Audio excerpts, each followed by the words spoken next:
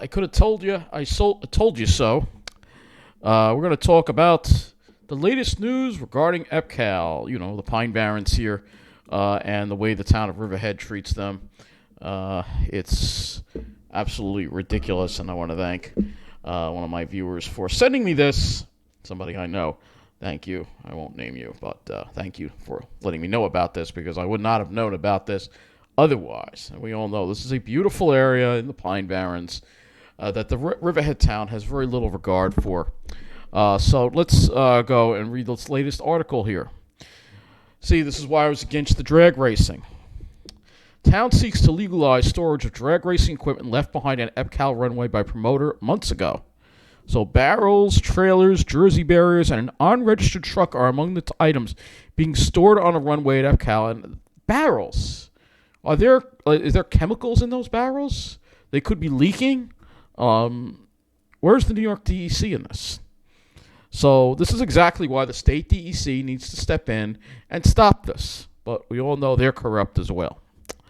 So it says here, I'll read this article to you. Equipment, jersey barriers, trailers, and a truck were some of the items left on a town-owned runway at the Calverton Enterprise Park by a drag racing promoter after the end of last year's racetrack, not street drag racing series in September. Riverhead town officials are currently negotiating an agreement with the drag racing series promoter, Peter Scalzo, to make the occupation legal and collect a fee, according to the town attorney Eric Howard. Howard said Scalzo initially left the items there without telling the town. So again, this guy's not to be trusted, but again, they don't care. You know, they don't care about the environment here at this town, all right? And, you know, it's unfortunate that they're getting away with this, but I'll save my comments when I'm done with this video. So let me get back to the article. It says it's a pretty simple license agreement for leaving the stuff on the runway, but we are ironing out what the monthly fee would be, Howard said in an interview Wednesday. The monthly fee will be retroactive through November, December, January, and February, and go out into the summer towards when the first event is supposed to be, after the bird nesting season, Howard said. At least they're being considerate of that. Scalzo's next drag racing event is scheduled for August. Without an agreement, Scalzo has no right to be on the property. The town board has not executed an agreement to license the property to Scalzo for any storage on runways. So this is the area of storage. Oh, and look at all that grease left behind, too. That's awesome. That goes into the groundwater, folks. Scalzo said in an interview that he had an agreement with the town since October to store the equipment on the runway. He said he even signed an agreement drafted by Howard and sent 2 checks to the town with the amount specified in that agreement, which he declined to disclose. He simultaneously acknowledged that the agreement was only a draft, was not signed by Supervisor Yvette Aguilar, and that he is still in negotiation with the town for a fee. Howard said Scalzo's representation of the draft agreement is more or less accurate. We started discussing an agreement in the beginning of December, and I sent him a draft at the end of December. He and I then agreed in principle, and before I fully consulted the town board and finalized the agreement, he delivered a signed version of the draft I prepared with a check for the first 6 months of the agreement, Howard wrote in an email. However, after discussing with the board members, several were not satisfied with the monthly fee. As such, I have met with Mr. Scalzo and will be looking to further negotiate and agree on the monthly amount, ideally within the next week, so as to have a resolution for the next town board meeting. The town has approved 2 special event applications for Scalzo's popular drag racing series, which would run from the middle of August to the end of October, pending the sale of the land and the runways. Remember, they're still trying to sell that to a developer. The board also approved the application of a separate drag racing event for the first weekend of April. The items left on the 7,000-foot runway, which is currently inactive, includes bleachers, jersey barriers, traffic drums, many barrels. We don't know what's in those barrels, by the way. Home Depot buckets, trailers, and a sweeper truck. Oh, Home Depot buckets. Remember those Home Depot buckets we saw at EPCAL the last time? Yeah. I know there was Home Depot bags, I think, or whatever. Yeah, I had to report that to the DC. Remember that? Let's see if I can... Oh, I don't even know where that is. I'd have to look for the picture, but, we're going to be back at EPCAL very shortly and do a hike there and show you, again, what we stand to lose. And this could wind up being one of my last hikes there. There are also barriers stationed once the land is sold. I'm not going to be able to go there because then it'll be technically private. So there are barriers stationed on the entrance to the runway from the taxiway, which is where cars line up to race for the events. One of the barriers was also vandalized with obscene graffiti. Oh, that's lovely. Scalzo bought the barrier, said the barrier was brought from JFK and was already vandalized when he bought it. The barrier faces the grasslands surrounding the runway. Also left of the taxiway of the 7,000-foot runway were two trailers labeled as the property of Launcher, a rocket engine company that was licensed to use the space in 2019 until September 2021. In the window of the trailer sits a racetrack, not street poster. In front of the Launcher trailers is an ATM machine. Scalzo said the trailers are not on his property, but is he is in agreement with Launcher to use the trailers. Launcher did not immediately respond to an email requesting comments. So here we go. Danger, flammable liquids. Here's another trailer here. So again, we have structures and trailers on the property here. I mean, this is something that Channel 12 should be covering, but we all know they're not going to cover it. Again, how is this acceptable?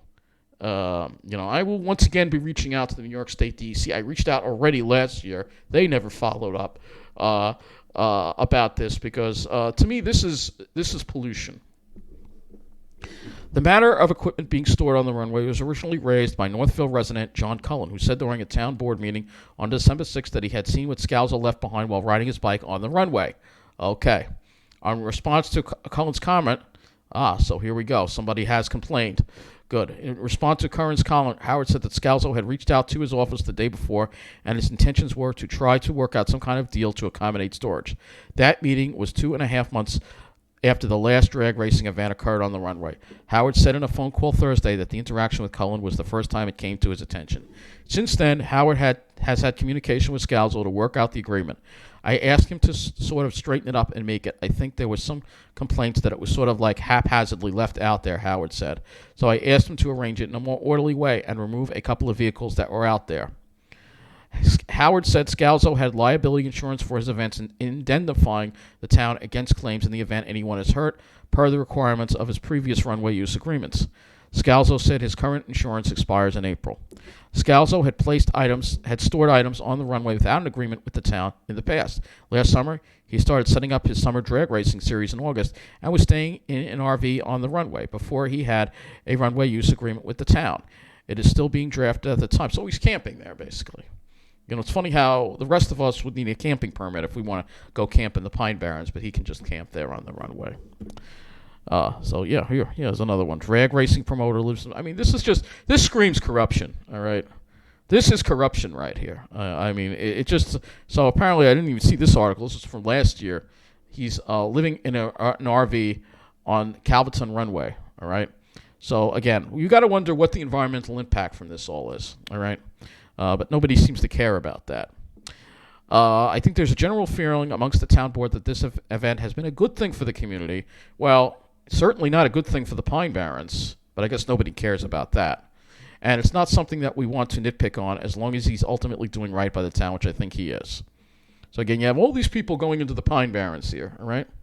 This is an area that has been reverting to nature for the past 20 years, and all of a sudden we decide to just reverse this and just, and disturb all the wildlife that has come and recolonize that area with these events and these people and the stuff being put there.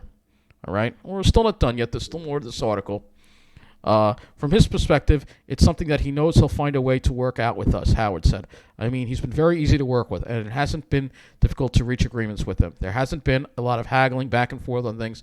He's a reasonable person to deal with. And I think ultimately, he genuinely wants to put on a good event that he thinks is good for the community. And to that extent, to the extent that the town board agrees with that, I think everybody's been willing to work together with each other in a reasonable way to make sure that happens. Scalzo said people who complained about his items left on the track were naysayers who opposed drag racing events at EPCAL. Yeah, well, I am. And also complained about the noise and traffic associated with the events. Yeah, that would be me. Everything has been terrific. We've had wonderful events, Scalzo said. They're busting balls about keeping equipment there. I don't keep the equipment there for free. The town charges me to keep the equipment there. It's not like everybody is knocking on the door to use the facility. Again, he only sees it one way. Editor's note. The article was edited after initial publication to reflect comments were made by Peter Scalzo post-publication about his agreement with launcher to use the trailers on the taxiway. So, yeah, this is what's going on at EPCAL, the latest thing here. And, I remain against the drag racing, and I know a lot of people don't like that. But this is exactly why I remain against it, because we don't know what is in those barrels anyway. Could it be oil? Could it be gasoline? Could it be leaking? We don't know. We don't know. And where is the New York State DEC? I haven't seen any mention of the DEC doing one damn thing about this. So this is what I mean. This is an area that will get destroyed, unfortunately. I'm trying, and I'm still trying, to get the DEC to shut this thing down and have this taken over as DEC land preserve. But they won't do that because they're corrupt, because, again, the governor is corrupt. Governor Hochul, unlike Governor Phil Murphy, doesn't care about the environment. We've seen her, veto bills to expand Pine Barrens preserves. All right, we've seen her veto bills to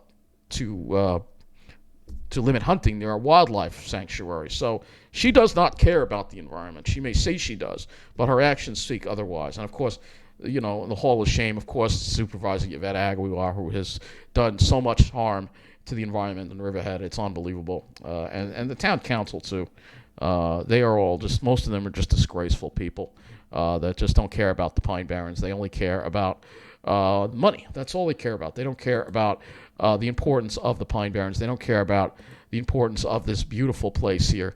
And it's really a shame that it has come to this. But, again, this is what's going on. Now, what is this stuff for you? Let's see what this is.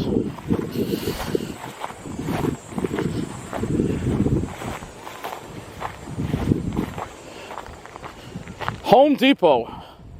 Lawn and refuse bags. All right, this is getting reported to the DEC. They're full, too. Yeah, this is all landscaping waste. Leaves. Unbelievable. Yeah, this is what Long Island thinks of the Pine Barrens, folks. Well, that's getting reported to the DEC. I'm going to take a picture of that and report that. Sad, isn't it? Yeah. Environmentally responsible. Yeah, right. I don't remember this dumping here. It's all because of that damn drag racing. I'm telling you. Come on. So obvious. I didn't see this here the last time. There's another one over there. See, this is what they think of the Pine. This place was pristine the last time I was here. There wasn't any trash at all. It's all from that crap over there going on. I'm telling you. I don't know if you give me a 2. I don't even know how this got here. It's like a plastic garbage pail. I don't even know how that got over here. But I don't remember seeing any of this the last time I was here. Alright. These shapes here.